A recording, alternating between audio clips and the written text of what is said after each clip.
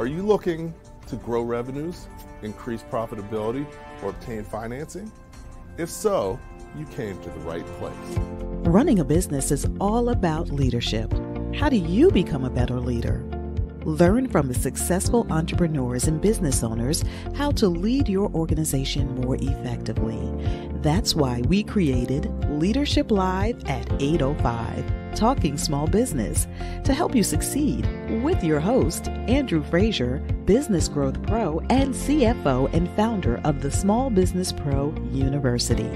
Every Tuesday evening at 8 p.m. Eastern, we're joined by experienced entrepreneurs and business owners who share their secrets to success via Livestream. Also, every Friday morning, we release a new podcast episode. Either way, you will learn about developing your business leadership skills from our roster of highly performing guest experts. Leadership Live is one of the many valuable resources provided through the Small Business Pro University, empowering business owners to learn, profit, and grow. Find out more at sbprou.com.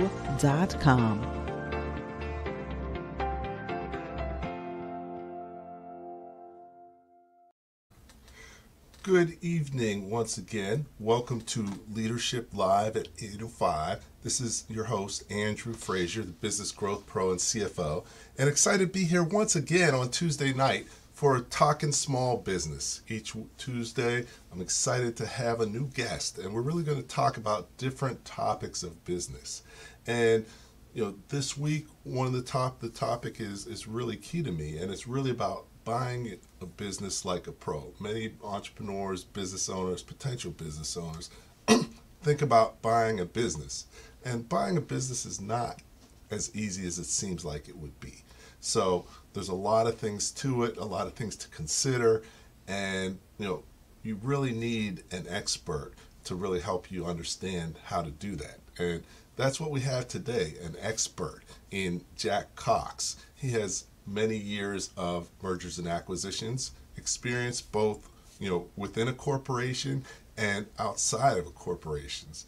And for the past several years, he's had his own firm, NorthBridge Associates, which works with business owners in terms of helping them understand the value of their business, helping them be able to buy a business, helping them be able to sell a business, and really giving a lot of insight around those things. So excited to have him here. I've known him for quite a few years. We spent some time working on some projects. We've done a lot of other things together. Extremely knowledgeable, and I think this will be a very valuable show to any entrepreneur or business owner, even if you're not going to buy or sell your business, but to understand what it takes, because everything that we're going to talk about is about running your business and making your business more valuable. So without further ado, let me invite Jack on. Hey, Jack, how you doing this evening? Hello, Andrew. Thanks for having me on. Okay, great to have you. Glad to have you on Leadership Live, and really to be able to talk about the topic of your expertise. And, you've had, significant expertise in many areas. And before we get into the topic, it's always good to learn a little bit about your journey. How did you get to where you are now? Did you plan it? Did it sort of come roundabout?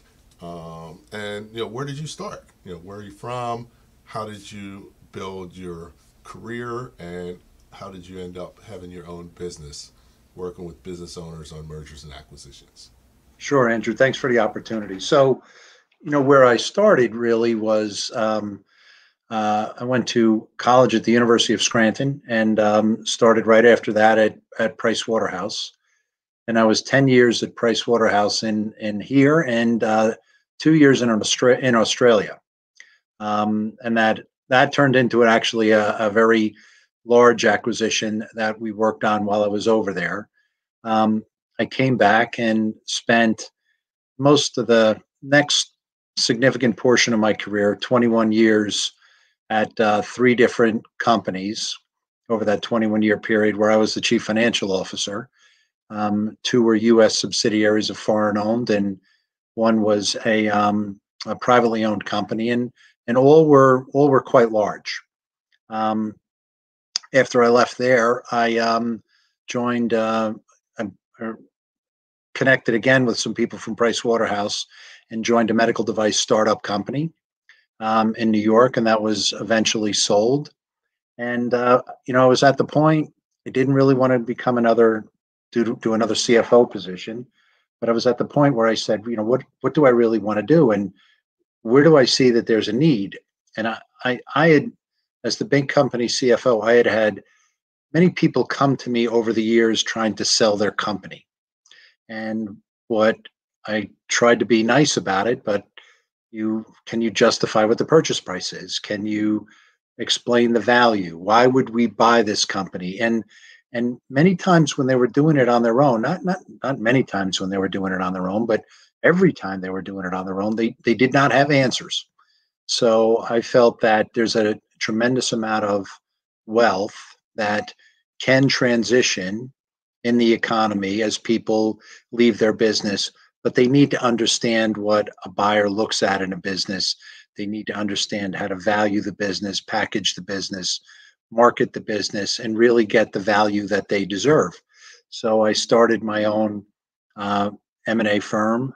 I'm a business intermediary. I primarily work with sellers, finding buyers to try and connect the two, and so we can transition the business. What I've found along the way is that it is much more so that's all sound good from an accounting background, but what I found along the way, it is also a very emotional decision, and people have to be emotionally ready to sell their business as well.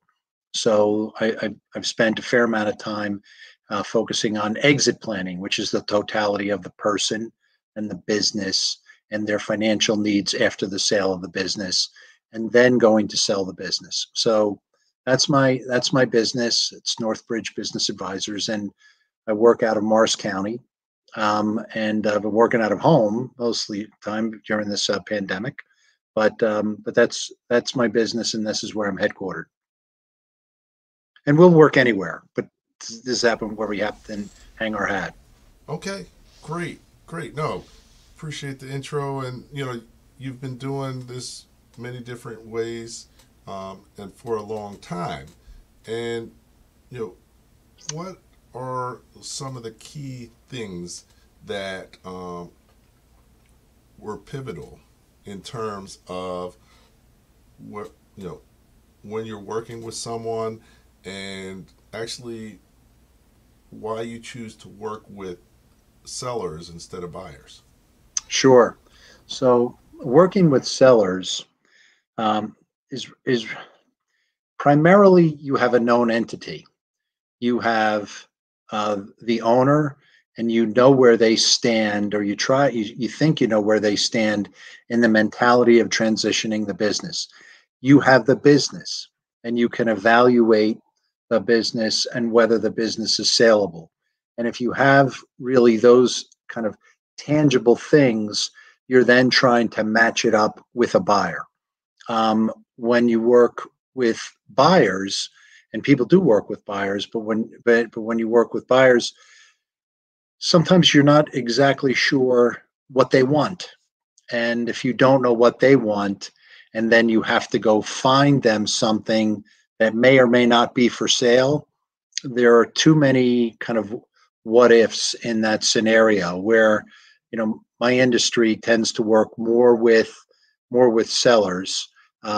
If there are, and there are people who work directly with buyers, and those are serious buyers who are willing to pay the intermediary a search fee and a retainer to achieve results and looking for a business.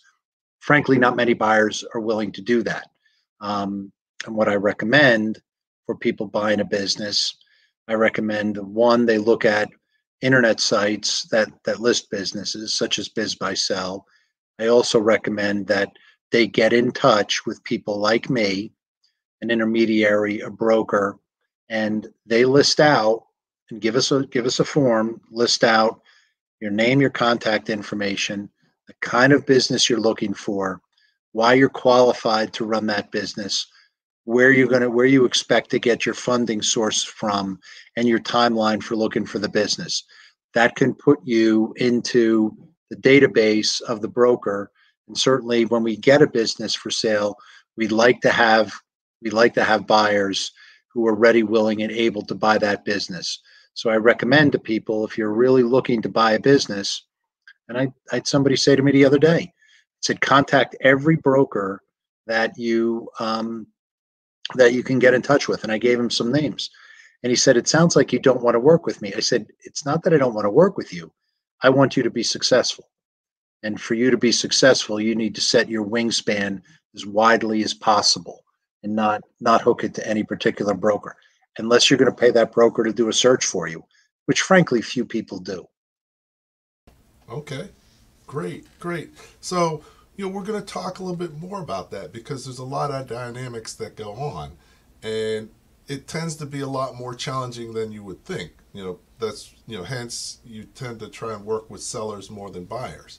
But like obtaining financing, it's very important to prepare. At the end of the day, preparation, and this isn't overnight preparation. Whether you're buying or selling, it's important to prepare. So we're going to take a quick break, and then I'm going to come back with Jack, and we're going to talk a little bit about how do you prepare to buy a business or sell your business. Sounds good? But while, since we're here, want to just introduce you to a little bit of more info about the Small Business Pro University, who is the producer of this event. So here's a quick video, and then we'll be back with Jack talking about buying your business like a pro. Do you own your business, or does it own you? Is your business growing, and are you making enough money? As a business owner, there are so many things you need to know to become more successful. Hello, my name is Andrew Frazier, the Business Growth Pro and CFO. I created the Small Business Pro University for you. Small Business Pro University has self-paced, dynamic, multimedia learning experiences created by more than 20 instructors who are business owners just like you. Small Business Pro University will empower you to become a masterpreneur by learning the secrets to creating a successful enterprise, to go from working in your business to working on your business. Take advantage of our strategic coaching program, or just simply choose the courses that you need. At www.sbprou.com, we will empower you to thrive and not just survive, and make more money in any business environment. Welcome back to Leadership Live at 8:05. We're talking about buying your business like a pro with Jack Cox. Hey, Jack. Welcome back, and look forward to talking to you a little bit more about preparing. So if you're going to buy a business, how do you prepare? What is it that you should be thinking of it? When should you be starting? And, what does it take to be successful at buying a business? Sure. So the first, I think let's talk about, when we talk about the concept of buying a business like a pro, who are professional business buyers. I think the best example we can come up there is private equity. Private equity, that's what they do. They buy businesses for a living. And if anybody isn't that familiar with private equity, what it is, it's usually a bunch of several professionals who go out and buy a business, and they are funded by investors. And they're looking to achieve a higher return for that investor than what the investor could earn in the stock market. So it's a form of investment for the investor, but it's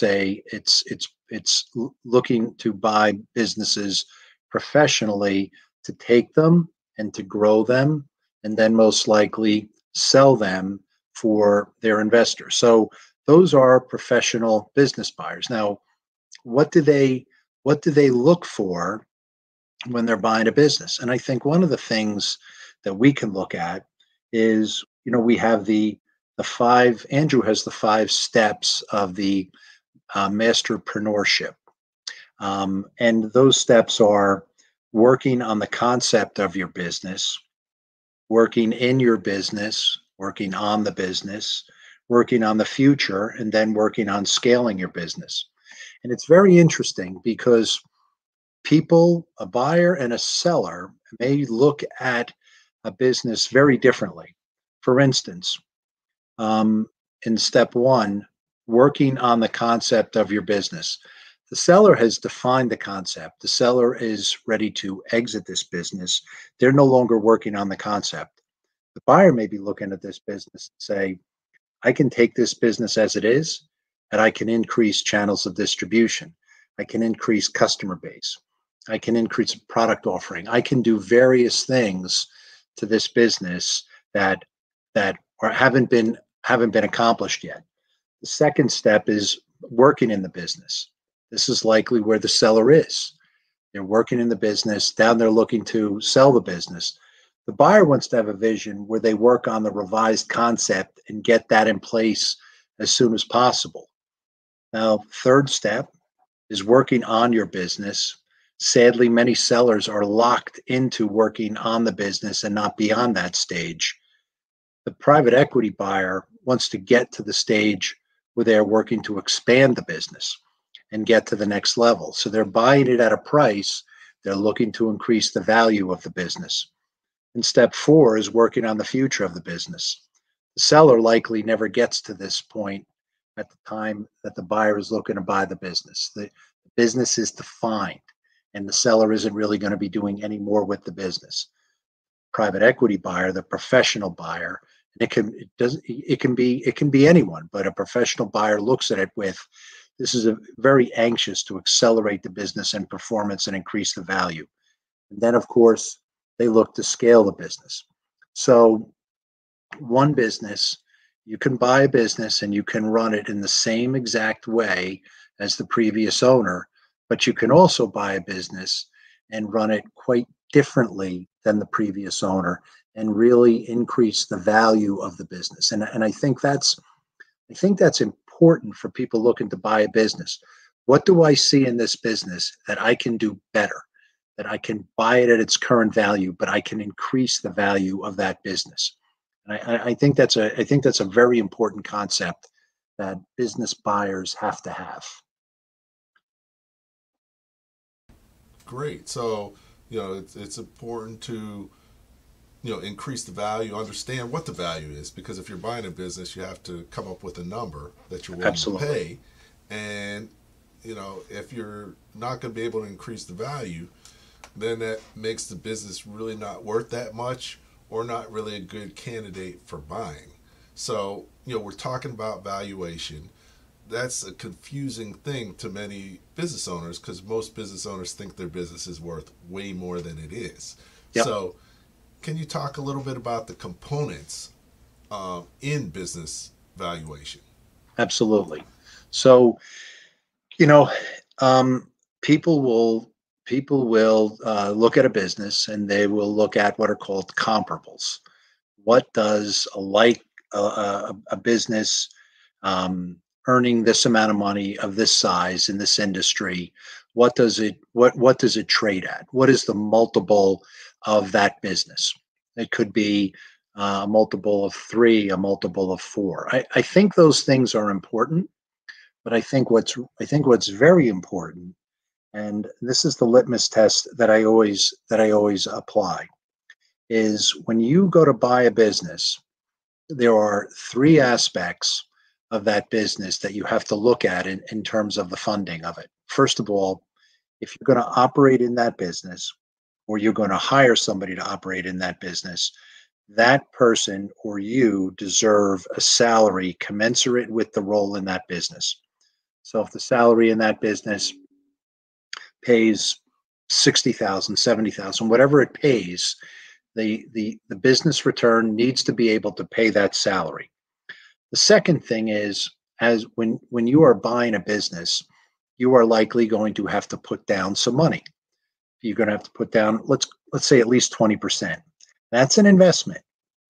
That's an investment. And that investment deserves to have a return on the investment. And for a small business, that return, you really could be, let's call it about 20% annually. So you want your money to give you a return, but even before you have the return on your money, you have you're going to incur debt, and you have to be able to service the debt. So the money that this business makes has to be able to pay you the salary, it has to be able to service the debt, and it has to give you an appropriate return on your investment. And if those three things can be met, then and I think that that really determines the purchase price. How much of the investment you're putting in, and how much debt can be financed with it. That determines the purchase price. And of course, you're paid the salary. So when you look at a business, people sometimes fall in love with a business and they forget those components, and they get a little bit ahead of themselves.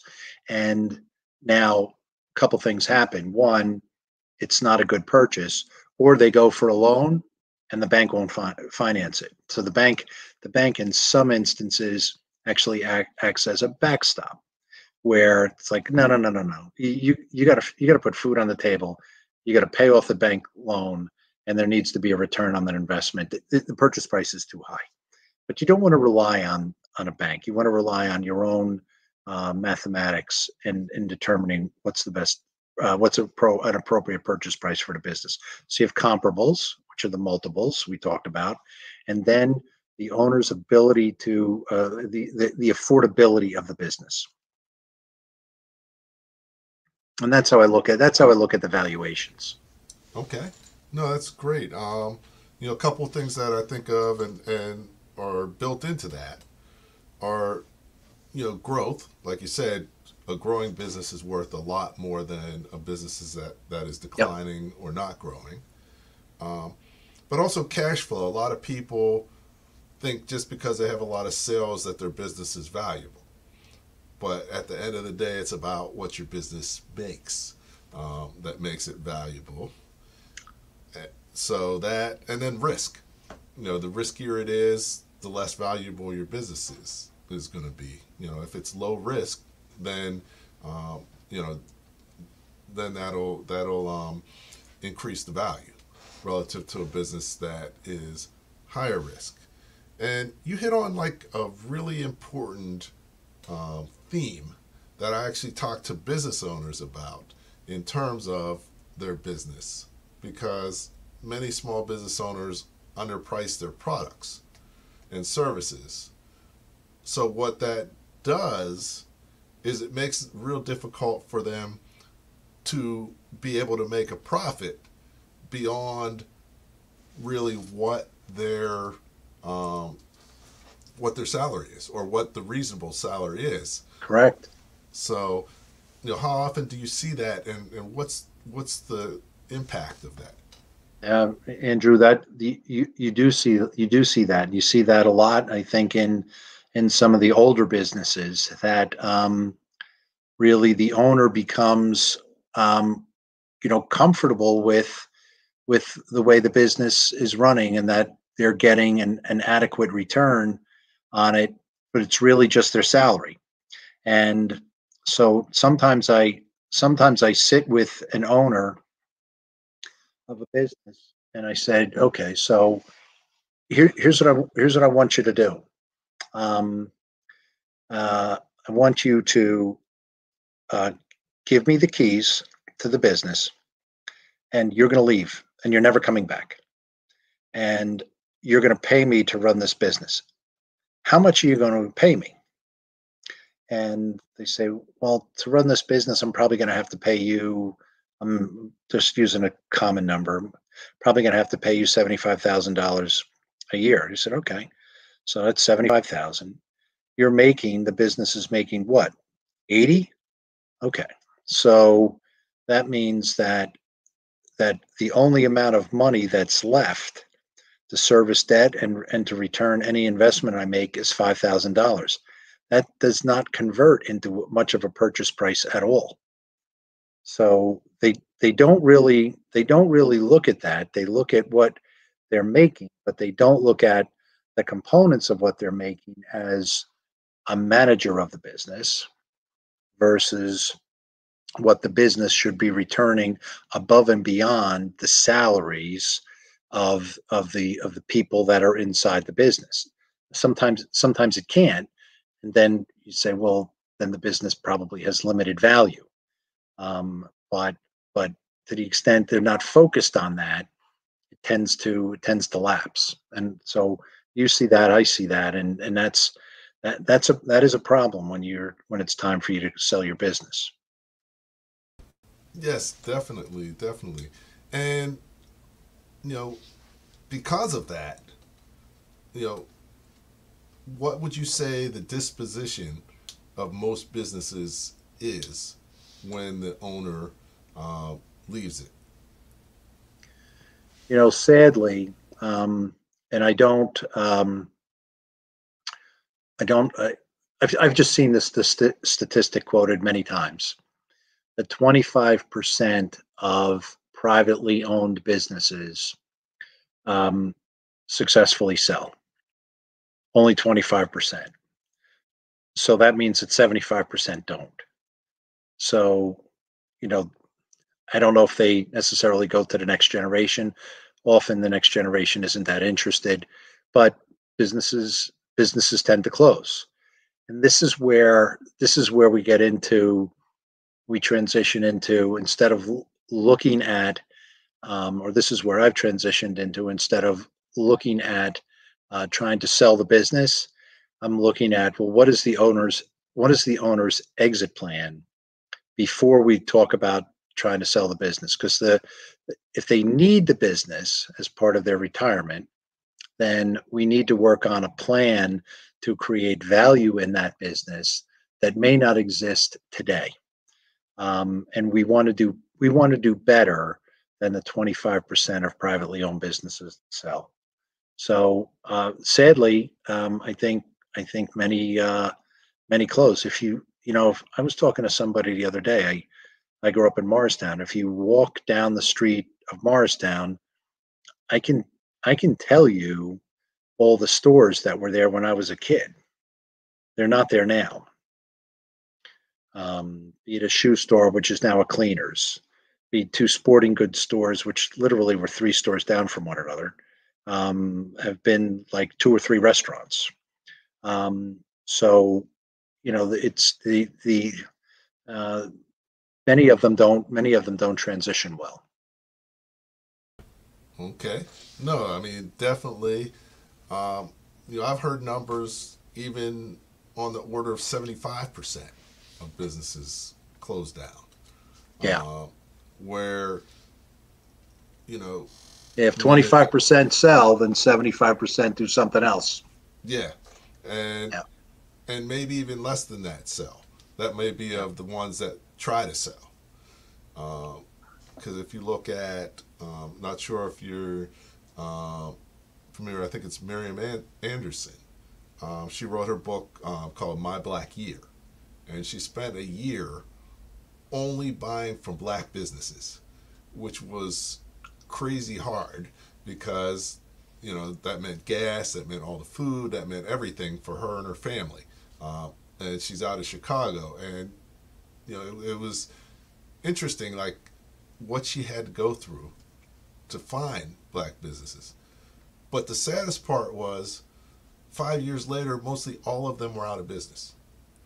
Yeah. And so a lot of businesses don't make it because they're not running their business as professionally as they could and should.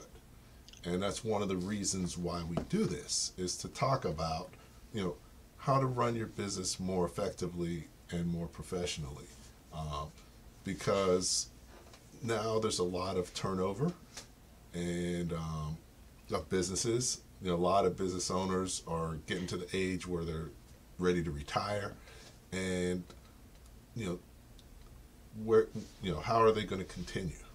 Right. And that's going to be huge across the whole country. Right. And you know, figuring out how to get those businesses prepared so that they can sell, and Right. how to get buyers prepared so that they can buy successfully. because the other side of it is most mergers and acquisitions don't meet the goals that they were originally intended, or at least that's what I've heard. So what does that mean, and how does that happen, Jack? So, with corporations, that largely happens with corporations, Andrew. That mergers and acquisitions don't meet their desired result, and I think what is common there, and what I have seen, is that there's a lot of effort into doing the acquisition, and then and after the acquisition is done and it's closed, there were plans to integrate the acquisition into the current company, but people tend to be awash in glee that the business that the acquisition happened, and they take their eye off the ball in the integration. The beauty of it is in the integration. That's when you're going to get your value. That's when you're going to, and you do have plans. I'm going to merge this. I'm going to exploit these accounts. I'm going to combine the sales force here to get better leverage on it. I'm going to combine some of the operating and the support areas. And if things lag on that, then your return on the investment that you had on a piece of paper doesn't happen. So you need to be sharp on the integration. And I think that's typically what causes that. On small to medium sized businesses, I think what happens when they're not successful is the new owner didn't really understand what they were getting into. And if that happens, that that obviously is a problem and can really keep them from being successful. So I think it's very important for a person buying a business to look at the concept of the business that they're buying. For instance, if I'm a heating and air conditioning licensed contractor, and I go out into the field, and I can I can really fix and install anything. And I think the next big step for me is to buy such a business. The transition that you're making is you were in the field and you loved being in the field, and now you're managing others that are in the field. So running a business, particularly if it's a business that you like the skill, that you like the kind of business that it is, you're probably going to be doing less of that and more of managing the business activities of others doing those things. So that I think is very important for somebody who's looking to buy a business. They're taking a step up, but they're also applying different skills than what they previously were when they were out in the field. Does that make sense? Yes. Definitely your role has to change, and Absolutely. it has to be something that you want to do. That's part of the preparation and understanding. So, definitely we're starting to get into this. We're going to talk more about it, but I'm just going to take a quick break now. Jack and I actually met at one of my Power Breakfast events that we held for about 8 or 9 years in downtown Newark, and really bringing together entrepreneurs and business owners. Due to COVID, we haven't really done any live events, but possibly in the next year we may try and bring the Power Breakfast back. But here's a little bit of short video, tell you a little bit about what the Power Breakfast is.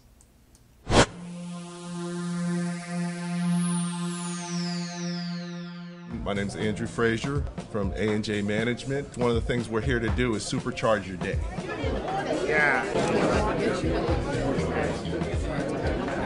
what we do as part of our business, as an outgrowth of our business, is we have a series of brain trust initiatives that we're continuing to build on.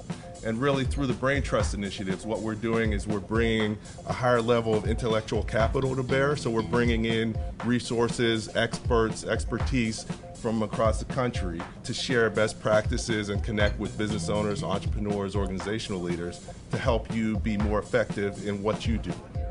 What I'm learning from Power Breakfast that sets it apart from other networking opportunities is how my local activities integrate and are part of the larger business community. It brings together people of all industries who can share all different levels of expertise and can educate each other on different changing nature and evolving regulatory legal landscape, as well as all facets of all industries that they might not otherwise be privy to. The Power Breakfast is so important for the entrepreneurial community because it gives the various business people who come together an opportunity to interact, discover what it is they can do to help each other and also do some business.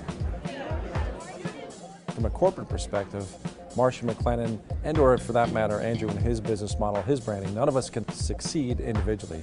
We need partnership. Collaboration is the new norm. Since 2011, the Power Breakfast has been held in the northern New Jersey area, but over the next couple of years, we expect to expand into Pennsylvania and New York as well.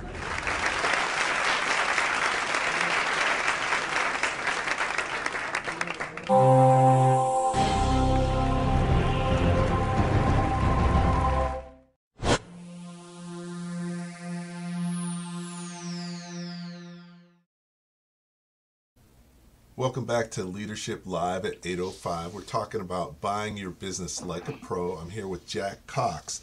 And, we've been talking about a few things, but, when you're thinking about buying a business as a buyer, some of the things that, I recommend people do to protect themselves and make sure they're making the right decision is, one, usually businesses are overpriced in what they're asking.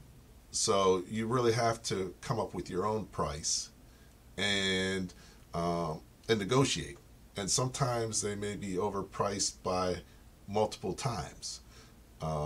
So it's important to value it based on what you expect to receive. Another thing is, are your customers going to stay with you? If you buy the business, are the customers going to stay? And what's the likelihood?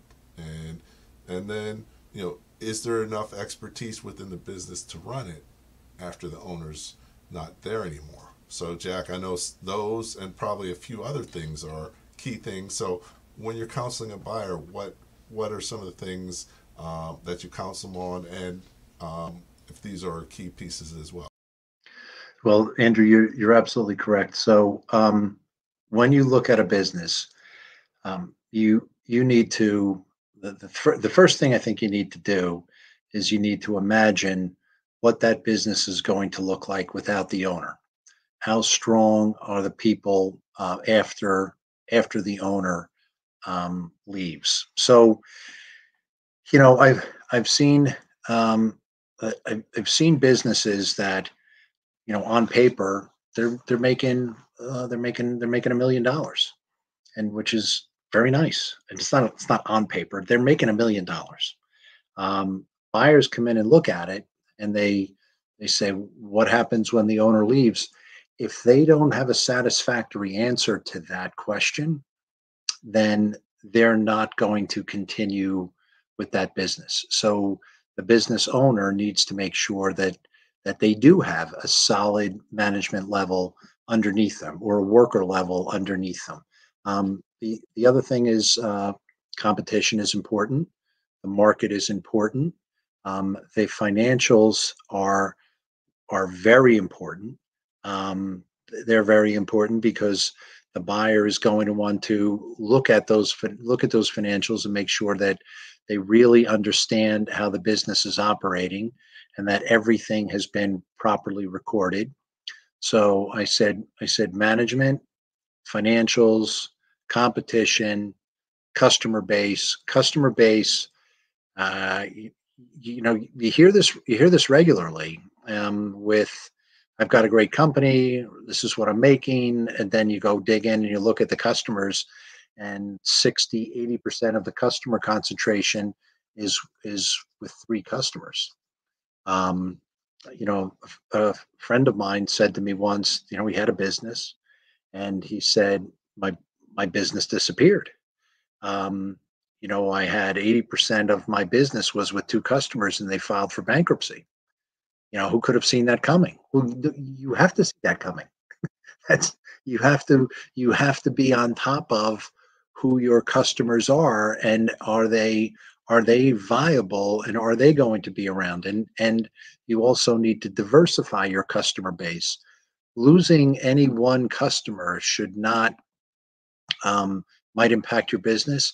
It shouldn't tank your business. And if it does, that is going to be something that buyers are not going to want to look at. And you as a buyer really need to be, a buyer's not going to look at it. You as a buyer shouldn't want to compromise on that area, and have the conversation with the owner. How am I to be comfortable if there's such a high concentration of customers, that you don't have a 30–20 year relationship, whatever it is, that they're going to stick with me? Have that conversation and be very, very skeptical about it. So those are the key things I think that I look for, that I would have a buyer look for in looking at a business. Okay. No, that's great. And let's just dig a little deeper, because one of the things, I was working on buying a business. I probably spent 3 years working on buying a business, and probably put in 7 offers, and didn't end up buying anything for a number of reasons. But one of the things that you tend to run into a lot, or at least I did, was, they would give you the financials, but when I asked for the tax return, it didn't match the financials, or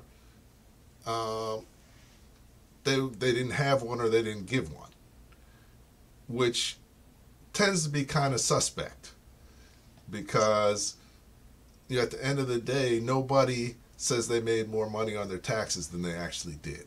So that's a good basis to work with.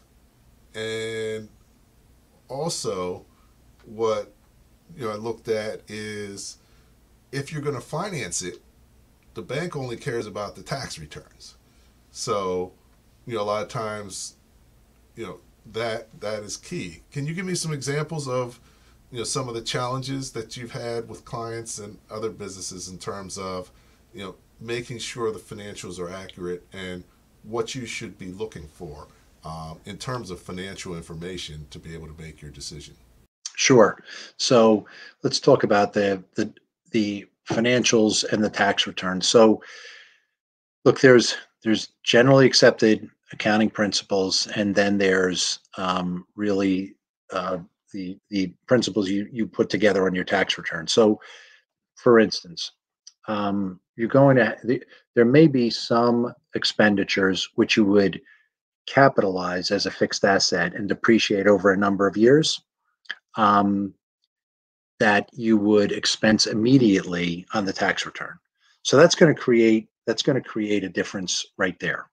The tax return may be on a cash basis, and the financials may be on an accrual basis. Accrual is, as I earn it, I will have a receivable, and I will collect that receivable. On a cash basis, it's not income until I've collected the receivable. So there can be a timing difference between the two. Now, these things are reconcilable. So it would be incumbent upon the seller to be able to explain those differences, and they should be reconcilable. So that really shouldn't be a deterrent at the end of the day. Some of the things that you do need to look at, you do need to look at when you're looking at the financial statements, is the age of the receivables. And what do I mean by the age of the receivables? Well, if I perform a service for somebody and I have an accounts receivable and they're to pay me in 30 days, if they don't pay me until 60 days, then I'm stretched on cash. And being stretched on cash means I have to bring more cash into the business to support the business. So you really want to look at the aging of the receivables, and it's something called the days sales outstanding. How long does it take to collect on the services that you've performed? On the other side, you'd want to look at your accounts payable. Excuse me. Do you have adequate payment terms with your suppliers? Someone delivers something to you. Do you have to pay them immediately? If you have to pay them immediately, that's an immediate cash drain. If you have satisfactory terms with them, that I will pay you in 30 days, like your credit card. You get a bill in your credit card. It's not due immediately.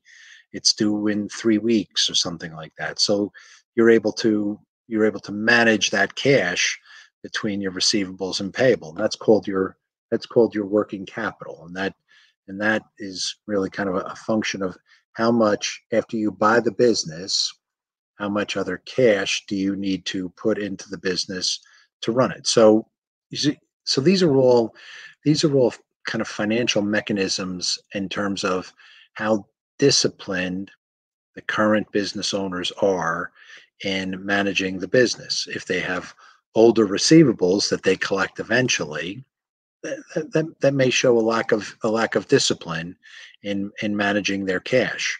And you as a buyer, you're going to need to change the rules with your customers and have them pay on time.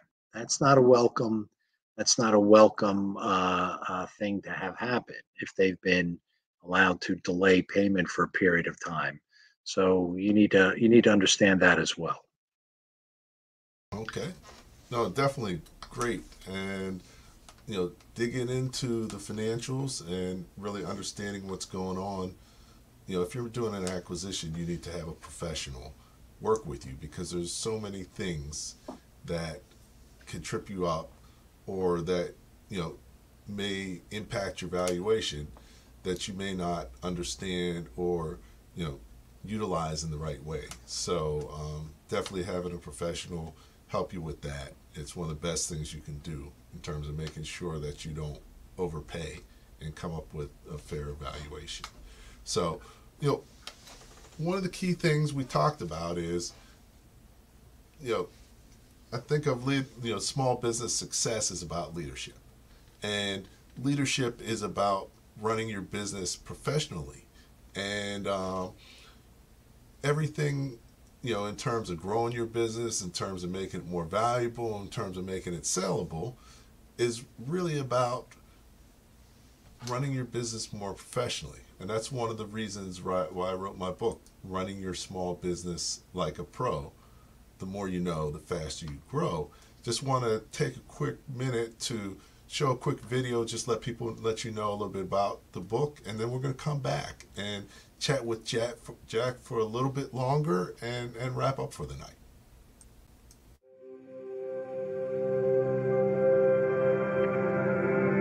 Growing revenue, increasing profitability, and obtaining financing are the results of running your small business like a pro. This is really the path to achieving the success that most entrepreneurs and business owners are looking to achieve. But it's a path where most people get stuck between step one and step two. Businesses close every day because their owners were not able to create a successful, sustainable enterprise.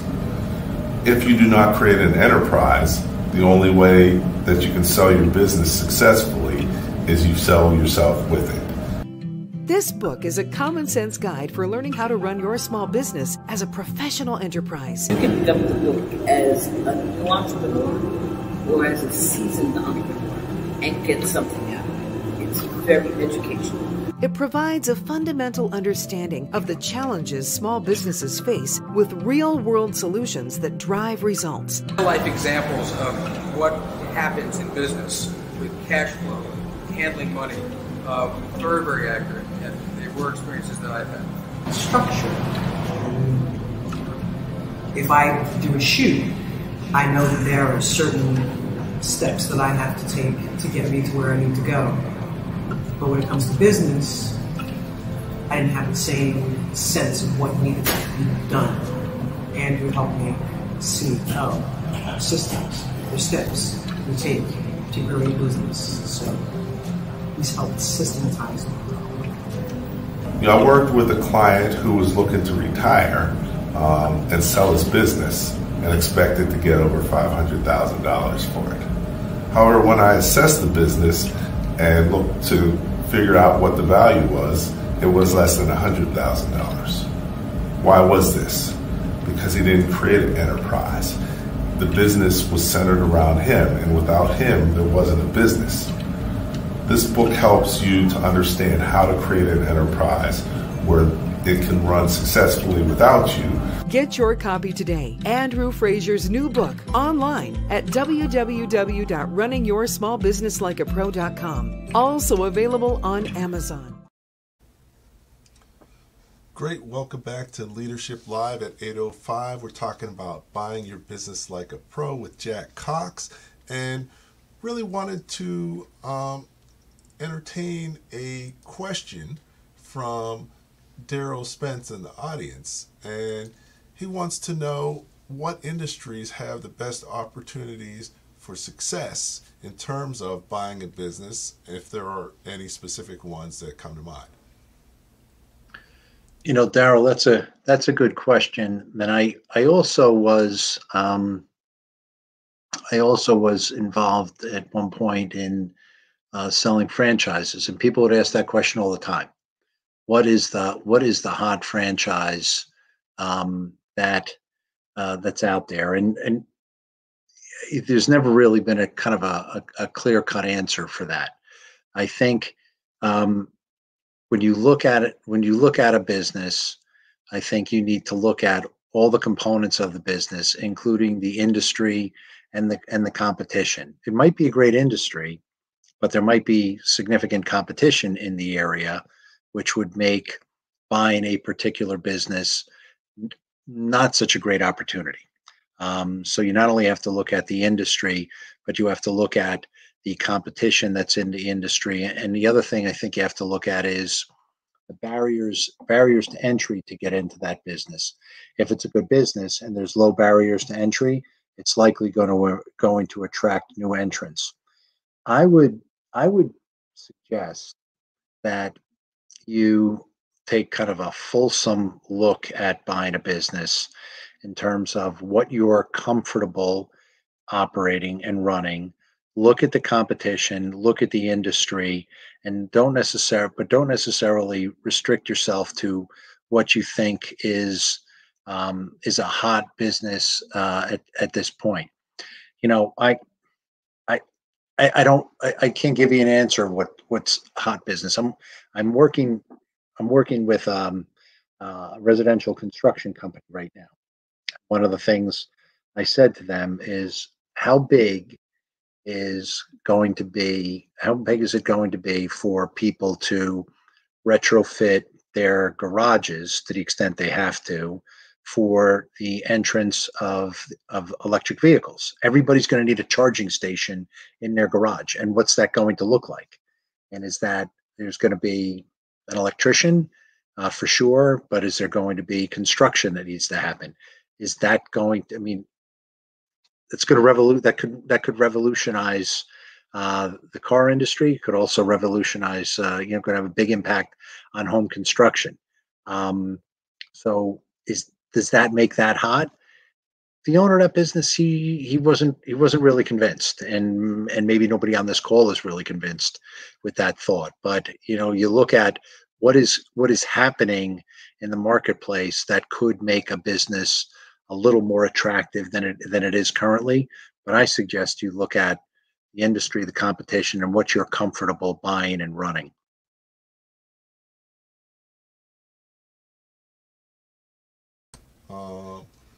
So,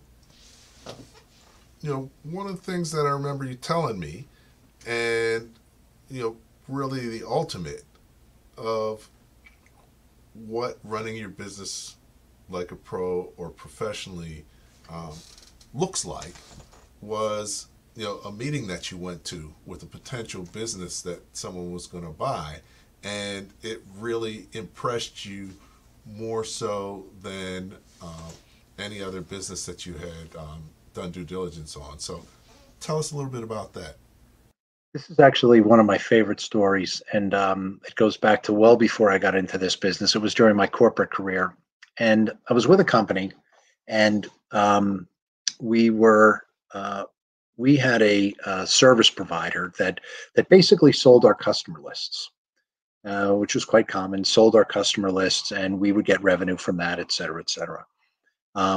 And so the people who were running that division started to say, you know, we've had a wonderful relationship with this company for a number of years, but it's all centered around the owner.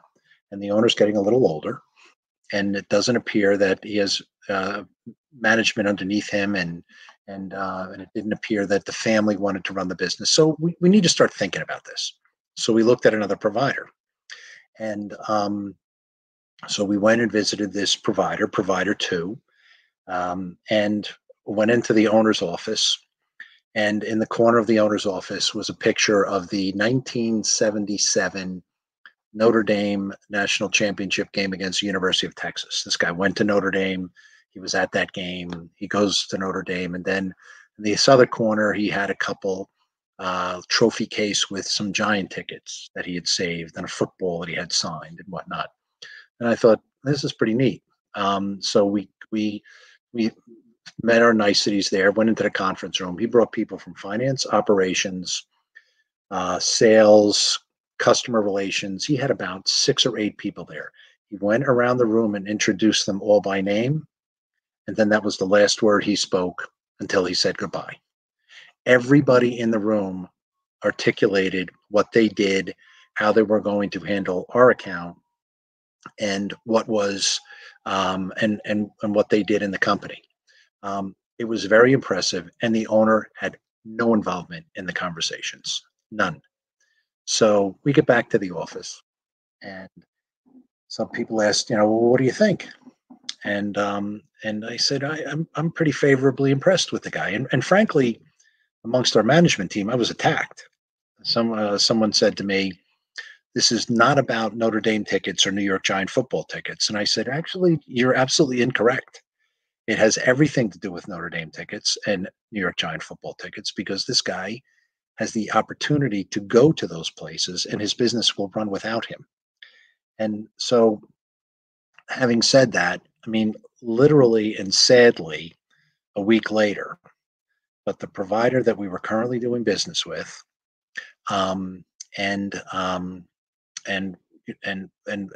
was really kind of the backbone of his business, which had us somewhat concerned. He was a private plane owner, and he flew his plane, and unfortunately it crashed, and he passed. So, you know, the concern became a real reality when the owner passed, and we were, you know, we did make the change to the provider that had me so very much impressed. But that is a real life lesson on owner dependence and concerns people have about it, and then it coming to fruition in a very, very sad way. They were very, very nice people. Of course, death is a terrible thing, but you know, when the owner is pulled out of the picture, what's left of the entity? So yeah, that story's always sticks with me, and it's always kind of a poignant thing to tell business owners about owner dependence. Okay, no, definitely, and you know, it really lays out. You talked about the Masterpreneur Playbook and the 5-step business growth plan, and that's really the 5th step. You know, yep. When you get to that step, your business, you have a sustainable business that can run successfully without you. And at that point, you know, you have your time, you have the ability to sell, pass it on to the next generation, just keep it as an investment. But it's not easy. And, you know, one of the most challenging things is building your leadership team and trusting your leadership team and letting them run the company. Yep. But if you don't ever delegate or trust anybody, you're not going to be able to get there. So, definitely great information. I'm looking up, an hour goes really fast. It does go when you're having fast. fun. So, we're just about at that point. But just want to give you a chance to really lay out a few key things that people should take away from this, either in terms of buying a business, but also in terms of, running their business to make it more valuable. What would you say business owners should be thinking about and focus on? So I think, a lot of our discussion might have been cautionary tales about buying a business. And I don't mean it to be that way. I think if people really are convinced in their heart of hearts that they want to buy a business and run a business, and it can't just be because you got annoyed at your boss on a particular day. It's, this is what I want to do. How am I going to do it? How am I going to finance it? Where is it going to be? And answer all those questions. But an existing business has customers, has employees, has a track record, and you evaluate the quality of those things, and you think it's a good business, then let's go for it. I would have some professional help. I do hear tales of woe that people didn't want to spend a few dollars on having somebody assist them in the acquisition of the business, and then what they get in, it's not exactly what they thought it was. But when you're buying a business, I really think it's important for you to conceptualize what you want that business to be. Do you want to just run it the same way that the current owner has, or do you have a different vision for it? And I mean, literally, this can be a pizzeria. It's a pizzeria. It's in a town. Is your vision that I think I want to open several of these? I'm going to use this as my framework, and I'm going to open up another one, or I'm going to buy another one. And then really, how do you get there? And I think one of the ways you get there is the operation that you take on. You develop it to the point where it can operate literally without you, and that gives you the opportunity to work on expansion. I did see talking about pizzas. I did see a pizza owner once who opened up a second shop, had it all retrofitted, everything is ready to go, and he wanted to sell it before he sold his first pie. And what happened? Well, he spent too much time on the place he was opening, and he realized how much of a problem it was back in the current shop that he owned, and how the results were starting to tail off because he wasn't there. He hadn't created the environment at his first shop to operate without him, which would have enabled him to expand. So he had to sell the second one before he even opened. So I think you and you know what? Honestly, and I'm not just doing this because Andrew's here. Read Andrew's book. Read E-Myth Revisited. Attend webinars attend business breakfasts, and expose yourself to different people. You're going to learn an incredible amount of things just by hooking on with other people. And there are people who are happy to give advice. If you want to engage them and consult with them, that's fine. That might cost a fee, but people are happy to help other people. So I would expose yourself to enough of people who have been down the road before, and can really pass along a significant amount of knowledge to you. But do not be discouraged about buying a business. I didn't want any of that to come across in this session. And it's 9:09, and I'll probably talk too much with my wife, which is what my wife warned me against doing tonight. All right. Well, that is excellent. Jack, thank you so much for sharing your expertise and wisdom and perspective. Definitely closing it out. Buying a business can make a real big difference for your current business or just to get you into the entrepreneurial game. But you got to buy it right. And that's where it's about buying it and running it professionally. And, Jack has shared with us some valuable insights about how to do that. So thanks again, Jack. I appreciate you joining us and look forward to having you back again and look forward to chatting again soon as well. So thank you, Andrew. I'd love to do that again. Absolutely. Okay, excellent. So once again, Leadership Live at 8:05. Thanks for joining us. Thank you for your questions, your comments, your likes, and please feel free to share it with others. The video is going to remain up on YouTube, LinkedIn, and Facebook. So this has been a valuable session. I'm sure everybody who's here knows somebody else who could potentially benefit from what we talked about. And, this week was great with Jack Cox. Next week will be great as well. Next week, we're going to talk about business writing that gets results. One of the most important things is content within your business. And we have Marla Curry, president of Tag on the Web, and she's going to be talking about how you can write for business and get results, because that's what it's really all about. That's the bottom line, getting results. So that's next Tuesday, like every Tuesday, 8:05, live at 8:05, talking small business, Eastern Time, 8 p.m.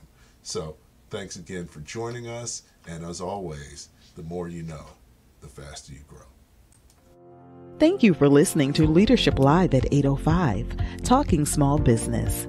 Subscribe to our YouTube channel and to the podcast on your favorite podcast platform. Leadership Live is one of the many valuable resources provided through the Small Business Pro University, empowering business owners to learn, profit, and grow. Find out more at sbpro.u.com.